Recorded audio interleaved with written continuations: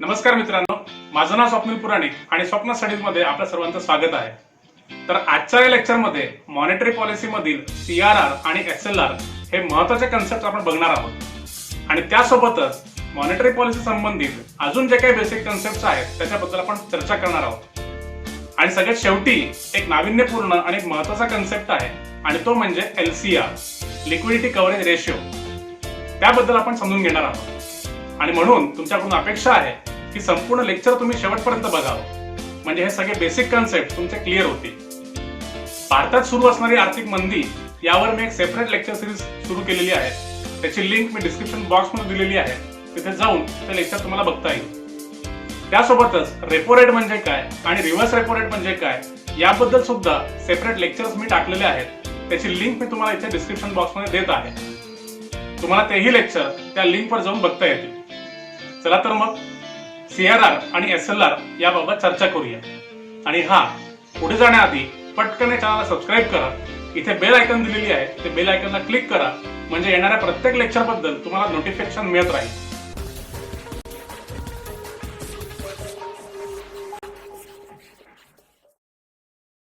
तर मित्रांनो, पुढे जाण्याआधी काही महत्त्वाच्या गोष्टी आपल्याला बघायच्या आहेत आणि त्यापैकी एक म्हणजे RBIची जी मॉनिटरी पॉलिसी आहे तिचं लीगल बेसिस काय आहे, तिचा कायदेशीर आधार काय आहे हे आपल्याला पाहायचं आहे.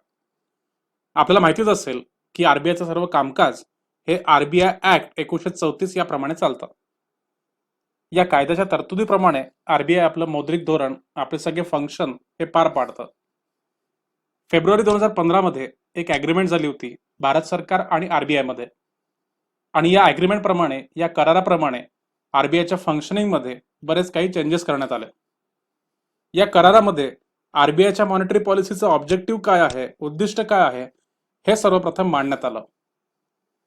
तर या ॲग्रीमेंट प्रमाणे मॉनिटरी पॉलिसीचं प्रायमरी ऑब्जेक्टिव्ह काय, तर to maintain price stability while keeping in mind the objective of growth. अशा प्रकारे मॉनिटरी पॉलिसीचं दुहेरी उद्दिष्ट म्हणजे आर्थिक वाढ आणि त्यासोबतच प्राइस स्टेबिलिटी म्हणजे महागाईवर नियंत्रण ठेवणे. या ॲग्रीमेंट प्रमाणे हे सुद्धा मान्य करण्यात आलं की जोपर्यंत कुठल्या अर्थव्यवस्थेमध्ये प्राइस स्टेबिलिटी नसेल तोपर्यंत त्या अर्थव्यवस्थेमध्ये सस्टेनेबल ग्रोथ किंवा शाश्वत वाढ ही होऊ शकणार नाही. आणि म्हणून शाश्वत वाढ किंवा शाश्वत विकास व्हायचा असेल तर प्राइस स्टेबिलिटी ही खूप गरजेची आहे. आणि म्हणून इन्फ्लेशन आणि ग्रोथ अशा प्रकारचं दुहेरी टार्गेट RBIला देण्यात आलं. आपल्याला माहिती आहे की इन्फ्लेशन आणि ग्रोथ यामध्ये बॅलन्स निर्माण करता आला पाहिजे. जर इन्फ्लेशन किंवा महागाई खूप प्रचंड प्रमाणात वाढली तर त्याचा इकॉनॉमिक ग्रोथवर, आर्थिक वाढीवर परिणाम होतो. आणि आपल्याला हेही माहिती आहे की इन्फ्लेशन जर खूप कमी झालं किंवा डिफ्लेशन झालं त्यामुळे देखील इकॉनॉमिक ग्रोथ किंवा आर्थिक वाढ ही कमी होऊ शकते. आणि म्हणून प्रत्येक देशासाठी जी इन्फ्लेशन आहे, जी महागाई आहे, तिचा एक कम्फर्ट झोन असतो. आणि त्या कम्फर्ट झोनमध्ये जर महागाई नियंत्रित करण्यात आली तर आर्थिक वाढ ही होऊ शकते. उदाहरणार्थ भारतासाठी हा कम्फर्ट झोन आहे 2% ते 6%. आणि या कम्फर्ट झोनमध्ये जर महागाई नियंत्रित केली तर भारतामध्ये देखील शाश्वत विकास, शाश्वत वाढ होऊ शकते, असं RBIचं आणि भारत सरकारचं मानणं आहे. आणि महागाईचं बेसिस काय मांडण्यात आलेलं आहे, तर CPI based inflation, consumer price index based जो इन्फ्लेशन आहे तो आपण महागाई कॅल्क्युलेट करण्यासाठी वापरतो. आणि CPI इन्फ्लेशन जर 2% ते 6% याच्यामध्ये जर नियंत्रित करण्यात आली तर आणि तरच आपल्या देशाचा आर्थिक विकास, आर्थिक वाढ हा शाश्वत पद्धतीने होऊ शकतो. जर महागाई 6%च्या वर गेली तरी देखील आर्थिक विकासाला धोका आहे, आणि जर महागाई 2%पेक्षा खाली आली तरी देखील आर्थिक विकासाला धोका आहे. महागाईला या कम्फर्ट झोनमध्ये नियंत्रित करणे याला आपण म्हणतो इन्फ्लेशन टार्गेटिंग. आणि अशा प्रकारचं इन्फ्लेशन टार्गेटिंग बरेच देश प्रॅक्टिस करतात. पुढची महत्त्वाची गोष्ट जी आपल्याला बघायची आहे ती म्हणजे एखादी बँक कशा प्रकारे कार्य करते, हाऊ अ बँक वर्क्स. एखादी बँक जर बँकिंग व्यवसाय करत असेल तर तिच्या बँकिंग व्यवसायाचा आधार काय आहे हे समजणं खूप महत्त्वाचं आहे. तर या ठिकाणी आपल्याला दिसतं आहे की जर एखादी बँक असेल तर तिच्या दोन बाजू असतात. पहिली बाजू म्हणजे तिच्या लायबिलिटीज आणि दुसरी बाजू म्हणजे तिचे ॲसेट्स. आता लायबिलिटीज म्हणजे काय? जर याचा शब्दशः अर्थ आपण घेतला तर लायबिलिटी म्हणजे होते जबाबदारी, आणि या लायबिलिटीमध्ये येतात डिपॉझिट्स. वेगवेगळ्या व्यक्तींनी, संस्थांनी, बिझनेसेसनी किंवा इंडस्ट्रीने केलेले जे डिपॉझिट्स आहेत ते डिपॉझिट्स त्या बँकेचे लायबिलिटी म्हणजे त्या बँकेची जबाबदारी आहे. म्हणजे डिपॉझिट्समध्ये जो पैसा गोळा झालेला आहे तो कधी ना कधी बँकेला परत करावा लागतो. मग अशा प्रकारची जबाबदारी जर बँकेची असेल तर तिला आपण लायबिलिटी असे म्हणतो. आता या लायबिलिटीचे प्रकार आहेत. पहिला प्रकार म्हणजे डिमांड लायबिलिटीज आणि दुसरा प्रकार म्हणजे टाइम लायबिलिटीज. डिमांड लायबिलिटीमध्ये करंट अकाउंट आणि सेव्हिंग्स अकाउंट अशा प्रकारचे खाते येतात. आता डिमांड लायबिलिटीज म्हणजे काय? तर ठेवीदारांनी जर मागणी केली तर बँकेला त्यांचे पैसे परत करावे लागतात. उदाहरणार्थ एटीएम असेल, एटीएम मधून जर त्यांनी कार्ड स्वाईप केलं किंवा त्यांनी विड्रॉल स्लिप भरून दिली किंवा त्यांनी कुठला चेक भरून दिला, अशा कुठल्या प्रकारे त्यांनी जर डिमांड केली तर बँकेला त्यांचे पैसे त्यांना परत करावे लागतात. आता टाइम लायबिलिटी म्हणजे काय? तर असे डिपॉझिट जे बँकेकडे एका ठराविक वेळेपर्यंत राहतात. आता याच्या उदाहरणं म्हणजे काय? तर फिक्स डिपॉझिट आणि रिकरिंग डिपॉझिट. अशा प्रकारच्या डिपॉझिटमध्ये तुम्ही कितीही पैसा ठेवला तर त्याचा एक ठराविक कालावधी असतो, त्याचा एक मॅच्युरिटी पिरियड असतो. उदाहरणार्थ तुम्ही 10,000ची एफडी काढली आणि त्याचा मॅच्युरिटी पिरियड जर 6 महिने असेल तर 6 महिन्यापर्यंत तुम्ही ते 10,000 रुपये काढू शकत नाही. म्हणजे त्या 6 महिन्यापर्यंत ते पैसे बँकेकडे राहतील आणि 6 महिने संपल्यानंतर बँक तुम्हाला ती परत करेल. अशा प्रकारच्या बँकेच्या लायबिलिटी असतात. आणि दुसरा भाग म्हणजे बँकेचे ऍसेट्स. तर डिपॉझिटमध्ये गोळा झालेल्या पैशांमधून जर बँकेने लोनचं वाटप केलं तर त्या लोन्सला आपण म्हणतो बँकेचे ऍसेट्स. तर ऍसेटचा अर्थ काय की एखादी गोष्ट जर कुठल्याही व्यक्तीला किंवा बँकेला जर उत्पन्न मिळवून देत असेल तर त्या गोष्टीला आपण ऍसेट म्हणतो. आता उदाहरणार्थ बँकेनी इंडिव्हिज्युअल्सला किंवा हाऊसहोल्ड्सला जर काही कर्ज दिले किंवा कंपन्यांना कर्ज दिले किंवा सरकारला कर्ज दिले सरकारी बॉन्डच्या मार्फत किंवा कंपन्यांना कर्ज दिले कॉर्पोरेट बॉन्डच्या मार्फत, तर अशा कुठल्याही प्रकारचे कर्ज हे बँकेचे ऍसेट असते. आणि आपल्याला माहिती आहे बँक जेव्हा कर्जाचं वाटप करतं तर त्याच्या बदल्यामध्ये बँक व्याज वसूल करतं. आता हे व्याज म्हणजे त्या बँकेचं उत्पन्नाचं साधन आहे आणि म्हणून अशी कुठलीही गोष्ट जी बँकेला उत्पन्न मिळवून देते, इन्कम मिळवून देते, ती बँकेची ऍसेट असते. तर अशा प्रकारे कुठलीही बँक हा व्यवसाय करते, तिच्या एका बाजूला असतात लायबिलिटीज म्हणजे डिपॉझिट्स तर दुसऱ्या बाजूला असतात ऍसेट्स किंवा लोन्स. लायबिलिटीज बद्दल आणखीन एक गोष्ट समजून घ्यायची ती म्हणजे डिमांड लायबिलिटीज आणि टाइम लायबिलिटीज या दोघांना मिळून आपण म्हणतो total demand and time liabilities. आता टोटल डिमांड आणि टाइम लायबिलिटीज काय आहे आणि त्यानंतर नेट डिमांड आणि टाइम लायबिलिटीज काय आहे हे कन्सेप्ट तुम्हाला पुढे येणार आहेत आणि त्यावेळी आपण ते कन्सेप्ट डिस्कस करणार आहोत. म्हणून तुम्हाला प्रत्येक लेक्चर अत्यंत काळजीपूर्वक आणि संपूर्ण लेक्चर तुम्हाला बघायचं आहे. तर मित्रांनो, आताच आपण बघितलं की एखादा बँक जेव्हा व्यवसाय करते तेव्हा तिचे ऍसेट्स आणि लायबिलिटीज असे दोन भाग असतात. लायबिलिटीज मध्ये म्हणजेच डिपॉझिट्स मध्ये जेवढी रक्कम गोळा होईल त्याच्यातून ती बँक लोनचं वाटप करणार. आता आपल्याला माहिती आहे जर लोनचं वाटप जास्त झालं तर काय होईल, तर अर्थव्यवस्थेमध्ये मनी सप्लाय म्हणजे चलनाचा पुरवठा वाढेल. चलनाचा पुरवठा वाढला तर काय होईल, लोकांच्या खिशात पैसा गोळा होईल आणि लोक बाजारात जाऊन खर्च करतील. आता लोकांनी जर बाजारात जाऊन खर्च केला तर काय होईल, तर बाजारातली मागणी वाढेल. मागणी जर प्रचंड प्रमाणात वाढली तर डिमांड आणि सप्लाय यांच्यामध्ये मिसमॅच होणार आणि अशा प्रकारे महागाई तयार होईल आणि त्या महागाईला आपण काय म्हणू, डिमांड पुल प्रकारची महागाई. आणि मित्रांनो, आपण आताच बघितलं की आरबीआयचं दुहेरी उद्दिष्ट आहे इकॉनॉमिक ग्रोथ साधणे आणि त्यासोबतच महागाईवर नियंत्रण आणणे. पण अशा प्रकारे जर बँका लोनवर लोन वाटत गेले आणि त्यामुळे जर मागणी वाढत गेली तर महागाई सुद्धा वाढत जाईल. आणि मित्रांनो, तुम्हाला माहिती आहे की महागाई जर प्रमाणापेक्षा जास्त झाली तर त्यामुळे आर्थिक वृद्धीला धोका निर्माण होऊ शकतो.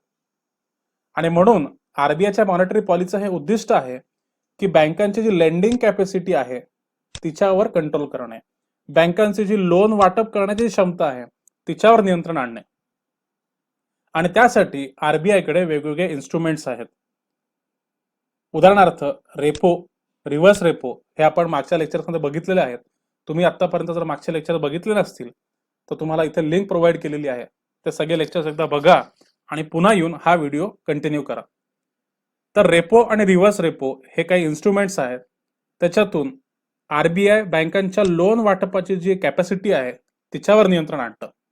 त्याच प्रकारे आजच्या व्हिडिओचे जे कन्सेप्ट्स आहेत ते म्हणजे CRR आणि SLR हे सुद्धा अशा इन्स्ट्रुमेंट्स आहेत ज्याचा वापर करून आरबीआय बँकांच्या लेंडिंग कॅपॅसिटीवर नियंत्रण आणते. त्यासोबतच MSF म्हणजेच मार्जिनल स्टँडिंग फॅसिलिटी, त्यानंतर आहे OMO म्हणजे काय, ओपन मार्केट ऑपरेशन्स, आणि त्यासोबत सगळ्यात शेवटचं आणि महत्वाचं आहे MSS म्हणजे मार्केट स्टेबिलायझेशन स्कीम. अशा आरबीआयचे अनेक टूल्स आहेत की ज्याचा वापर करून आरबीआय बँकांच्या लेंडिंग कॅपॅसिटीला कंट्रोल करतं आणि देशातील महागाईवर नियंत्रण आणतं. आता या लेक्चरचा सगळ्यात महत्वाचा टॉपिक म्हणजे CRR. CRRचा फुल फॉर्म काय आहे तर कॅश रिझर्व्ह रेशो. सगळ्यात पहिले आपल्याला हे लक्षात घ्यायचं आहे की CRR हे कुठून आलं तर आरबीआय ऍक्ट 1934 याच्या सेक्शन 42(1) मध्ये याचा उल्लेख आहे. तर CRR म्हणजे काय तर कॅश रिझर्व्ह रेशो. यामध्ये 3 शब्द आहेत हे लक्षात घ्या. पहिला C म्हणजे कॅश, R म्हणजे रिझर्व्ह आणि R म्हणजे रेशो. हे 3 शब्द जर तुम्हाला कळत असतील तर तुम्हाला संपूर्ण संकल्पनेचा अर्थ कळून जाणार आहे. कॅश म्हणजे काय, कॅश म्हणजे पैसे, रिझर्व्ह म्हणजे काय, रिझर्व्ह बँक, आणि रेशो म्हणजे डिपॉझिटचा रेशो. याचा अर्थ काय, आपण आताच बघितलं बँकेच्या काही लायबिलिटीज असतात म्हणजे बँकेचे डिपॉझिट्स, आणि डिपॉझिट्स मध्ये जेवढाही पैसा गोळा होईल त्यापैकी काही रक्कम त्या बँकेला आरबीआय कडे जमा करावी लागते. त्या रकमेला आपण CRR म्हणतो.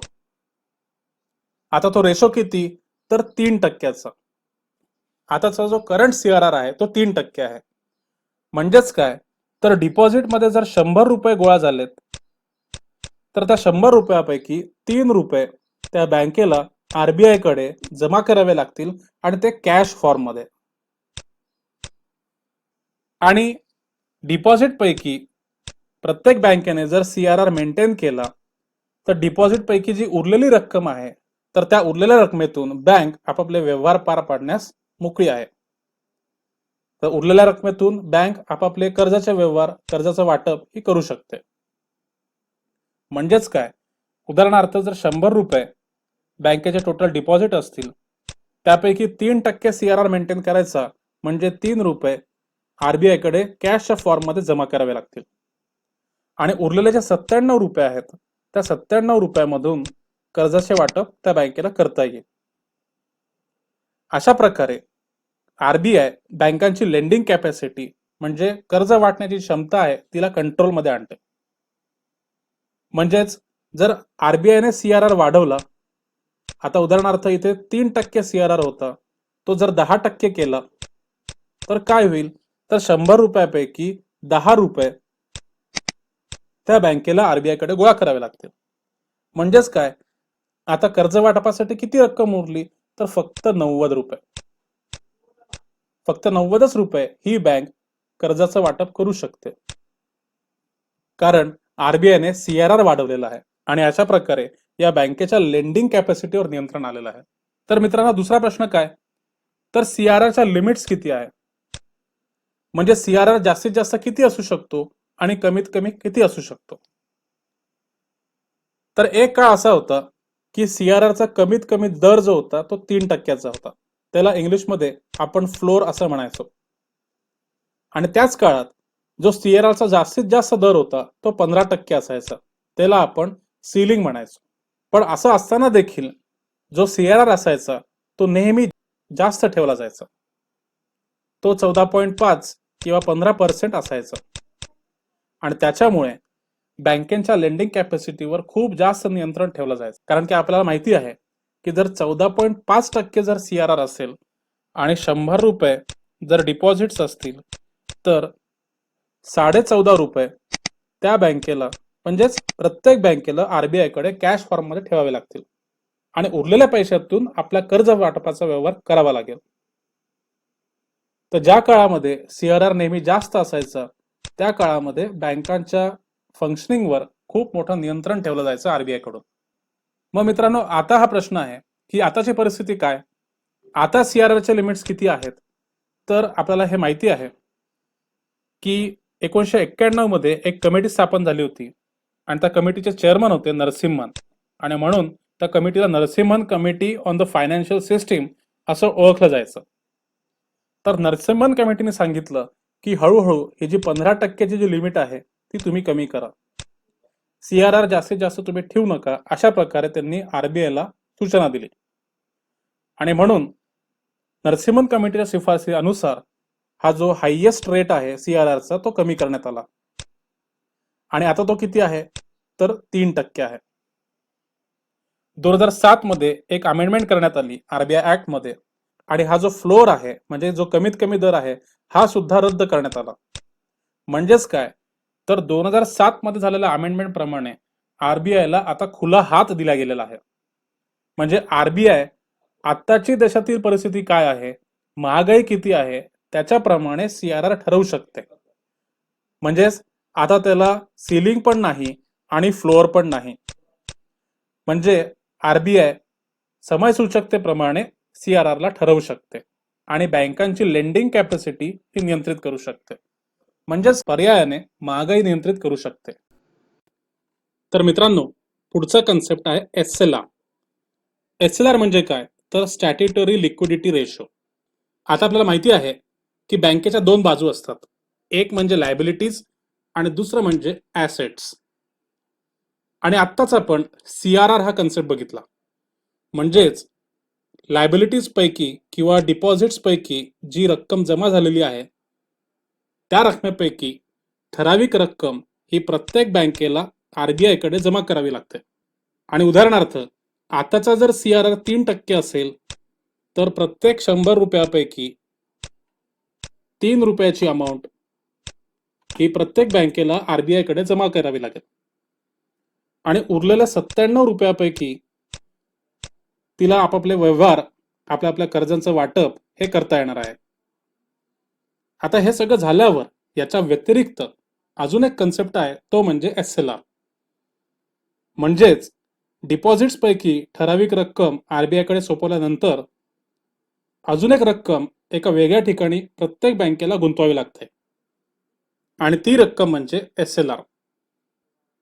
म्हणजेच काय प्रत्येक बँकेला जमा झालेल्या डिपॉझिट्स पैकी एक ठराविक रक्कम CRR च्या स्वरूपामध्ये RBI कडे जमा करावीच लागते, पण त्याच्या व्यतिरिक्त एक ठराविक अमाऊंट गव्हर्नमेंट बॉन्ड्स मध्ये गुंतवावी लागते. आणि ही जी रक्कम गव्हर्नमेंट बॉन्ड्स मध्ये गुंतवलेली आहे तिला आपण म्हणतो स्टॅट्युटरी लिक्विडिटी रेशो. आणि हे कुठून आलं तर RBIचा एक ऍक्ट आहे, बँकिंग रेग्युलेशन ऍक्ट 1949. याचा जो सेक्शन 24 आहे त्याच्यामध्ये SLR ची नोंद आहे. आपल्याला हे लक्षात ठेवायचं आहे की CRR हे RBI ऍक्ट 1934 याच्या अनुसार राबवलं जातं आणि SLR banking regulation act section 24 याप्रमाणे राबवलं जातं. आणि आपल्याला आणखीन एक गोष्ट लक्षात ठेवायची आहे की टोटल डिपॉझिट्स पैकी टोटल डिपॉझिट हा वर्ड आपल्याला लक्षात ठेवायचा आहे की टोटल डिपॉझिट्स पैकी एक ठराविक अमाऊंट CRR मध्ये गुंतवावी लागते आणि त्याच्या व्यतिरिक्त एक ठराविक अमाऊंट SLR मध्ये गुंतवावी लागते. म्हणजेच काय गव्हर्नमेंट बॉन्ड्स मध्ये गुंतवावी लागते. आता पुढचा प्रश्न काय तर SLR च्या लिमिट्स काय काय आहेत. ज्या प्रकारे CRR च्या लिमिट्स होत्या, CRR च्या लिमिट होत्या 3% ते 15%. म्हणजे CRR ची कमीत कमी पातळी ही 3% असायची आणि जास्तीत जास्त पातळी ही 15% असायची. त्याचप्रमाणे SLR ची पातळी ही कमीत कमी असायची 25%, ज्याला आपण फ्लोअर म्हणायचो, आणि जास्तीत जास्त असायची 40%, ज्याला आपण सिलिंग म्हणायचो. आणि असं जरी असलं तरी प्रत्येक वेळी SLR ची लिमिट ही जास्त असायची. RBI बऱ्याच वेळेला 48.5% एवढी SLR ची लिमिट ठेवायचं. म्हणजे काय, तर टोटल डिपॉझिट पैकी जवळजवळ 48.5% अमाऊंट प्रत्येक बँकेला गव्हर्नमेंट बॉन्ड्समध्ये गुंतवावी लागायची. 1997 मध्ये नरसिम्हन कमिटी पुन्हा एकदा स्थापन करण्यात आली आणि त्यांनी पुन्हा एकदा SLRच्या लिमिट्स कमी करायला सांगितल्या. आणि म्हणून नरसिम्हन कमिटीच्या शिफारसीप्रमाणे आपण जी फ्लोअर आहे ती कमी करून 18% केली. म्हणजे आता जी कमीत कमी अमाऊंट आहे ती 18% आहे. आता SLR ची लिमिट का कमी करावी, तर नरसिम्हन कमिटीने सांगितलं की SLR ची लिमिट जर जास्त असेल तर त्यामुळे क्राउडिंग आउट इफेक्ट होतो. तर क्राउडिंग आउट इफेक्ट म्हणजे काय हे समजून घेऊयात. भारत सरकारला दोन प्रकारचे कर्ज घ्यावे लागतं. एक म्हणजे एक्सटर्नल लोन आणि दुसरं म्हणजे इंटरनल लोन. एक्सटर्नल लोन म्हणजे काय, तर विकसित देशांकडून अमेरिका असेल, जपान असेल, जर्मनी असेल किंवा ज्या आंतरराष्ट्रीय वित्तीय संस्था आहेत, वर्ल्ड बँक असेल किंवा IMF असेल किंवा आशियन डेव्हलपमेंट बँक असेल, यांच्याकडून घेतलेलं कर्ज म्हणजे एक्सटर्नल लोन. आणि इंटरनल लोन म्हणजे काय, देशातल्या आत बँकांकडून घेतलेलं कर्ज म्हणजे इंटरनल लोन. मग अशा प्रकारे भारत सरकार जास्तीत जास्त इंटरनल लोन घेत गेलं तर काय होईल, देशातला कर्जाचा पुरवठा हा कमी होईल आणि प्रायव्हेट सेक्टरसाठी कर्जाची उपलब्धता राहणार नाही. आणि जेवढी कमी रक्कम प्रायव्हेट सेक्टरसाठी उरेल तेवढं कमी इन्व्हेस्टमेंट, तेवढं कमी जॉब क्रिएशन आणि तेवढी कमी इकॉनॉमी ग्रोथ होणार. या इफेक्टला आपण म्हणतो क्राउडिंग आउट इफेक्ट. म्हणजेच काय, जास्तीत जास्त कर्ज हे सरकारनेच घेतलेलं आहे आणि प्रायव्हेट सेक्टरसाठी कुठलंच कर्ज उरलेलं नाही. हा क्राउडिंग आउट इफेक्ट रोखण्यासाठी नरसिम्हन कमिटीने सांगितलं की 40% SLR तुम्ही ठेवू नका. 40% SLR म्हणजे काय, डिपॉझिट पैकी 40% रक्कम सर्व बँकांना गव्हर्नमेंट बॉन्ड्स मध्ये गुंतवावी लागायची. आता गव्हर्नमेंट बॉन्ड म्हणजे काय हे आपल्याला माहिती आहे. गव्हर्नमेंट बॉन्डवर आपण एक वेगळा व्हिडिओ तयार केलेला आहे, तो पण तुम्ही या दिलेल्या लिंक मधून पाहू शकता. तर आपल्याला माहिती आहे गव्हर्नमेंट बॉन्ड म्हणजे काय, जर कुठलीही बँक डिपॉझिट पैकी 40% रक्कम जर गव्हर्नमेंट बॉन्ड मध्ये गुंतवत असेल तर याचा अर्थ काय, ती सरकारकडून गव्हर्नमेंट बॉन्ड विकत घेते आणि त्याच्या बदल्यात सरकारला कर्ज देते. अशा प्रकारे 40% रक्कम ही सरकारला दिली जायची. म्हणजे त्यांनी व्हायचं क्राउडिंग आउट इफेक्ट. आणि असं बंधन देशातल्या सर्व बँकांवर होतं. मग त्यामुळे व्हायचं काय, की जास्तीत जास्त पैसा हा सरकारकडे जायचा आणि प्रायव्हेट सेक्टरसाठी पैसा उरायचाच नाही. त्यामुळे इन्व्हेस्टमेंट, जॉब जनरेशन आणि आर्थिक वृद्धी हे होत नसायचं. आणि म्हणून नरसिम्हन कमिटीने सांगितलं की SLR ची जी लिमिट आहे ती तुम्ही कमी करा. आणि म्हणून त्यांच्या सूचनेप्रमाणे आपण हळूहळू SLR ची जी लिमिट आहे ती कमी केली आणि आताची जी लिमिट आहे ती आहे 18%. नरसिम्हन कमिटीने अजून एक सांगितलं की गव्हर्नमेंटनी SLRच्या बदल्यात बँकांना इंटरेस्ट म्हणजे व्याज दिलं पाहिजे. पण या शिफारसीवर अजून कुठलाही निर्णय झालेला नाही. आता पुढचा सगळ्यात महत्त्वाचा कन्सेप्ट ज्याच्याबद्दल मी लेक्चरच्या सुरुवातीला बोललो होतो, एक नवा आणि वेगळा असा कन्सेप्ट आहे, इंटरेस्टिंग कन्सेप्ट आहे आणि तो म्हणजे LCR. LCRचा फुल फॉर्म आहे लिक्विडिटी कव्हरेज रेशिओ.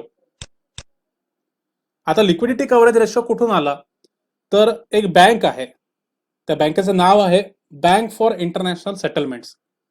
ही आंतरराष्ट्रीय बँक आहे. याची स्थापना झाली होती 17 मे 1930 मध्ये. आता जे MPSCचे विद्यार्थी आहेत त्यांनी ही तारीख लक्षात ठेवायची आहे, कारण की एक्झाम मध्ये कधी पण विचारू शकतात. तर 17 मे 1930 मध्ये ही बँक स्थापन झाली आणि जगातल्या जवळजवळ 60 सेंट्रल बँकांनी ही बँक विकत घेतलेली आहे किंवा त्या बँकेचं ओनरशिप त्या सगळ्या 60 सेंट्रल बँकांकडे आहे. आणि या बँक फॉर इंटरनॅशनल सेटलमेंटला BIS बँक सुद्धा म्हणतात. तिचं शॉर्ट फॉर्म आहे BIS. आणि या BIS बँकेची एक कमिटी आहे, त्या कमिटीचं नाव आहे Basel committee on banking supervision. तर आंतरराष्ट्रीय पातळीवर बँकिंग सिस्टीम कशा प्रकारे रेग्युलेट केली पाहिजे याबद्दल BCBS किंवा Basel committee on banking supervision ही सूचना देत असते. त्याला आपण बेसल नॉर्म्स असे म्हणतो. आणि अशा प्रकारचे जे नॉर्म्स आहेत ते 3 वेळा जाहीर झालेले आहेत आणि लेटेस्ट जे बेसल नॉर्म्स आहेत ते 2009 मध्ये जाहीर झाले आहेत. आणि याच बेसल 3 नॉर्म्सचा भाग म्हणून LCR लिक्विडिटी कव्हरेज रेशो हा सर्व बँकांना पाळावा लागतो. म्हणजेच काय, आपण आतापर्यंत बघितलेलं आहे की सर्व डिपॉझिट्स पैकी एक ठराविक रक्कम प्रत्येक बँकेला RBI कडे सोपवावी लागते कॅश फॉर्म मध्ये, आणि आता त्याची लिमिट किती आहे? 3%. त्याचप्रमाणे टोटल डिपॉझिट पैकी एक ठराविक रक्कम प्रत्येक बँकेला गव्हर्नमेंट बॉन्ड मध्ये गुंतवावी लागते आणि त्याची लिमिट किती आहे? तर 18%.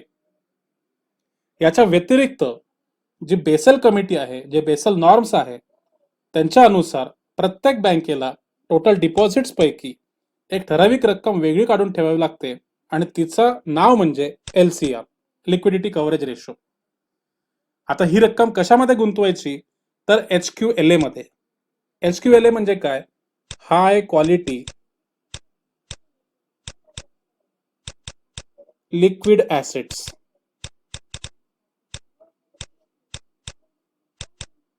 तर प्रत्येक बँकेला डिपॉझिट्स पैकी ठराविक रक्कम ही हाय क्वालिटी लिक्विड ॲसेट मध्ये गुंतवावी लागेल. आता हाय क्वालिटी लिक्विड ॲसेट म्हणजे काय? तर आपण लेक्चरच्या सुरुवातीलाच बघितलेलं आहे की ॲसेट म्हणजे अशी एखादी गोष्ट जी तुम्हाला उत्पन्न मिळवून देणार. म्हणजेच काय, तर प्रत्येक बँकेला एक ठराविक रक्कम अशा ॲसेट्स मध्ये, अशा गोष्टींमध्ये गुंतवावी लागेल जी बँकेला वेळ पडेल तेव्हा, गरज पडेल तेव्हा उत्पन्न जनरेट करून देणार. मग हाय क्वालिटी लिक्विड ॲसेट म्हणजे काय? तर ती बँक सरकारचे बॉन्ड विकत घेऊ शकतं किंवा कॉर्पोरेट बॉन्ड विकत घेऊ शकतं. RBIने असा एक क्रायटेरिया ठेवलेला आहे की कोणकोणत्या इन्स्ट्रुमेंट्समध्ये, कोणकोणत्या सेक्युरिटीजमध्ये कुठली बँक पैसा गुंतवू शकते आणि त्याला HQLA मानले जाऊ शकते. म्हणजेच काय, आता प्रत्येक बँकेला 3 प्रकारचे रेशो मेंटेन करायचे आहेत.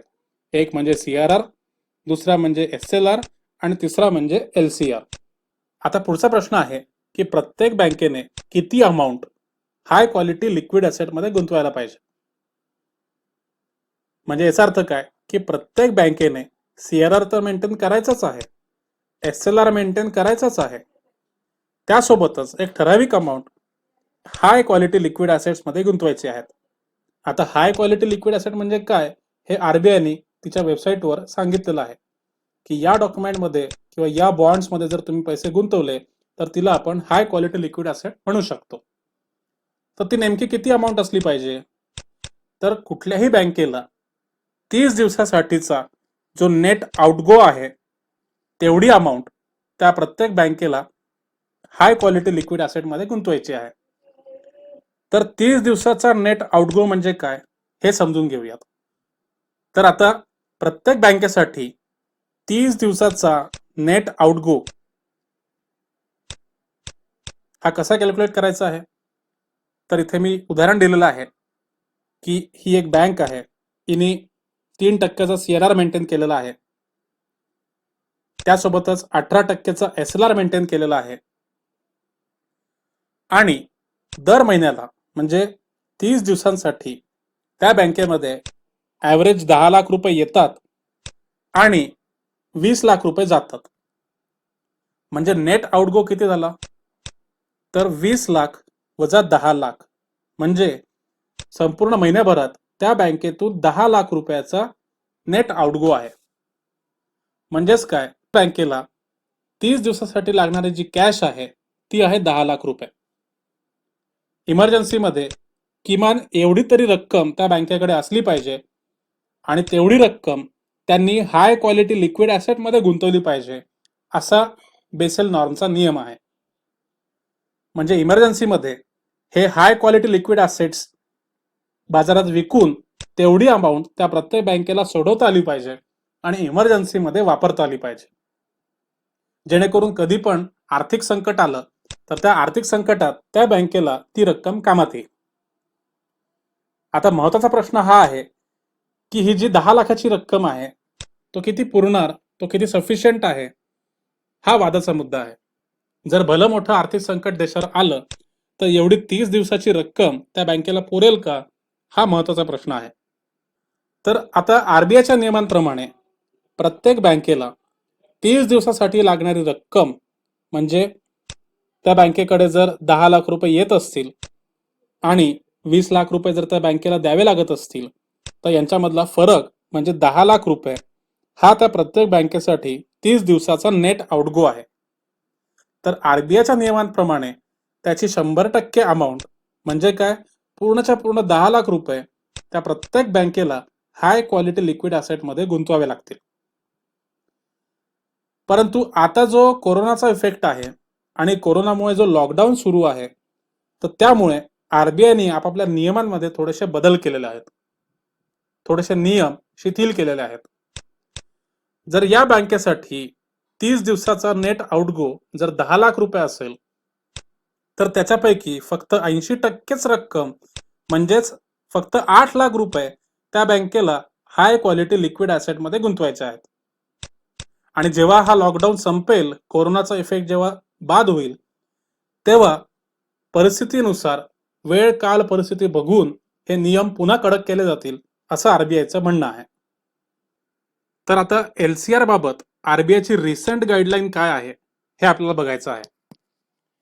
होतं काय की प्रत्येक बँकेला सीआरआर वेगळा मेंटेन करावा लागतो, एसएलआर मेंटेन करावा लागतो आणि त्याच्या व्यतिरिक्त हाय क्वालिटी लिक्विड ॲसेटमध्ये देखील पैसे गुंतवावे लागतात. अशा वेळेस प्रत्येक बँकेवर खूप मोठा आर्थिक ताण येतो.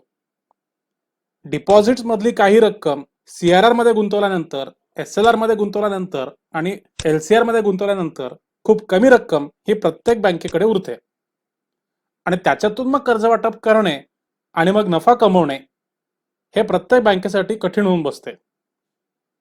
म्हणून आरबीआयने आता सांगितलेलं आहे की प्रत्येक बँकेने जे 18% अमाऊंट एसएलआर मध्ये गुंतवलेली आहे, तीच amount high quality liquid assets म्हणून दाखवली जाऊ शकते.